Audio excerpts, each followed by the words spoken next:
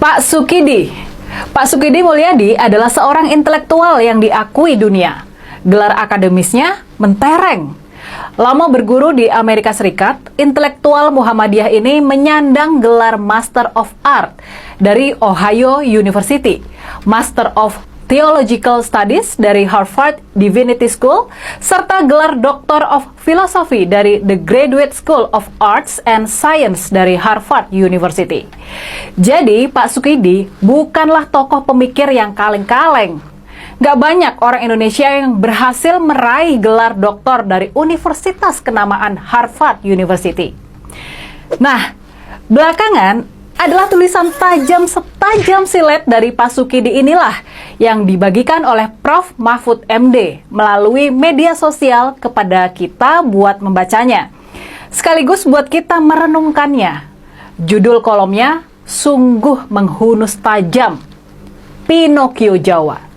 Ya, Pinocchio Jawa. Ya, Pinocchio Jawa.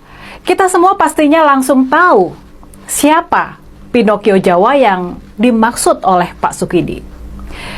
Dan yang terpenting, dalam tulisannya di majalah Tempo itu, Pak Sukidi telah memaparkan dengan gamblang dan sangat terus terang.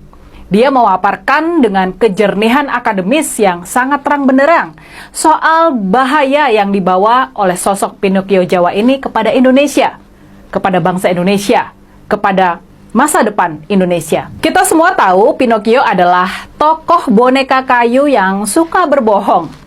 Tapi hidung Pinocchio akan memanjang setiap kali dia berbohong.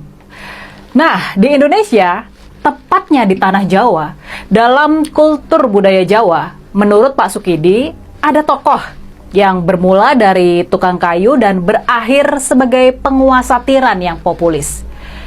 Sama seperti boneka kayu Pinocchio, tukang kayu ini juga suka berbohong.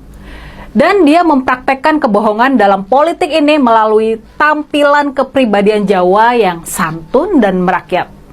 Maka, rakyat pun tertipu oleh kebohongan yang diekspresikan dalam kesantunan dan kebaikan politik yang karikatural ini.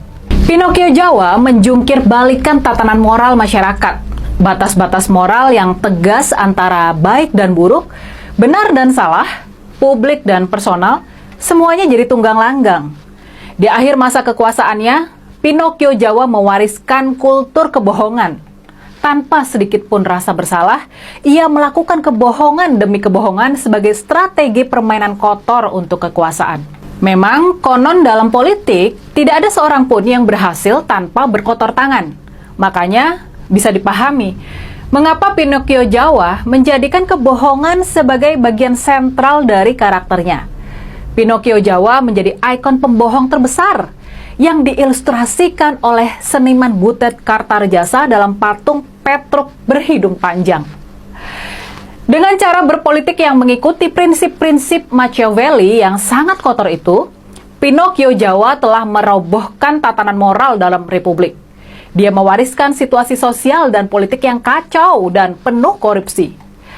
Penuh korupsi, kolusi, dan nepotisme. Pastinya Pak Sukidi, seorang intelektual yang berpikiran jernih, dia merasa masyghul melihat kondisi ini. Perasaan yang sama tentunya dirasakan juga oleh kita-kita yang masih berpikiran jernih.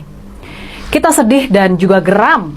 Gara-gara Pinocchio Jawa, Indonesia sedang menuju keterpurukan lagi. Makanya, mau nggak mau, ini adalah sebuah keharusan. Kita-kita harus membangunkan rakyat. Kita-kita harus membangunkan kelompok intelektual dan juga sebagian ulama. Ya, kita harus juga mengingatkan sebagian ulama. Kita-kita harus membangunkan mereka yang sudah tersihir oleh fata morgana duniawi, yang menerima banalitas kebohongan, nepotisme, dan otoritarianisme Pinocchio Jawa sebagai kebiasaan dan kewajaran umum dalam politik. Kita harus sadarkan mereka, kalau kita mau maju, kalau Indonesia mau maju, kalau Indonesia mau jadi negara maju dan bangsa yang maju, kita tidak bisa bertumpu pada politik kebohongan, nepotisme, dan otoritarianisme ini. Kita nggak boleh membiarkan kehancuran moral yang bakal berujung kehancuran sosial dan ekonomi ini. Makanya, ayo selamatkan Indonesia. Ayo kita sebarluaskan pemikiran-pemikiran jernih dan kritis dari para intelektual seperti Pak Sukidi ini. Dan jangan lupa, jangan pernah lelah untuk mencintai Indonesia.